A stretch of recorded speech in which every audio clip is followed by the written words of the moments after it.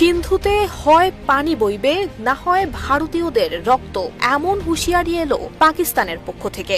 ভারত নিয়ন্ত্রিত জম্মু কাশ্মীরের পর্যটক নিহতের ঘটনার প্রেক্ষাপটে ভারত পাকিস্তান সম্পর্ক যখন নতুন উত্তেজনায় পৌঁছেছে, তখন সিন্ধু নদের পানি বন্ধের হুমকি দিয়েছে দিল্লি। এই প্রেক্ষাপটে পাল্টা কড়া হুঁশিয়ারি দিয়েছেন পাকিস্তান পিপলস পার্টির চেয়ারম্যান বিলওয়াল ভুট্টো জারদারি।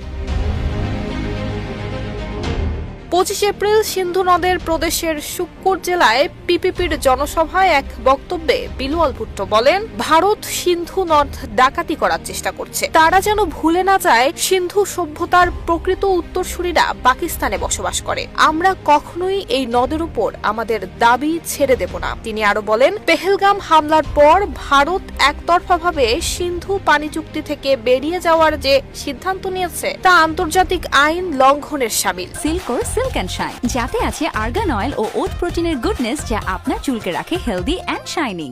নরেন্দ্র মোদী সিন্ধুর উত্তরাধিকারের জন্য যতই চিৎকার করুক না কেন, প্রকৃত উত্তরসূরিরা এখনো পাকিস্তানের মাটিতেই আছে। বিলওয়াল আরও দাবি করেন, পাকিস্তান কিংবা আন্তর্জাতিক মহল কেউই মোদির যুদ্ধমুখী মনোভাব কিংবা সিন্ধু নদ থেকে পানি সরিয়ে নেয়ার হুমকিকে সমর্থন করবে না। তাদের ভাষায়, কোনো ধরনের প্রমাণ ছাড়াই ভিত্তিহীন অভিযোগ তুলে ভারত নিজেদের ব্যর্থতা ঢাকতে পাকিস্তানের উপর দোষ চাপাচ্ছে এবং অবৈধভাবে সেই ঐতিহাসিক চুক্তি বাতিলের পথে হাঁটছে।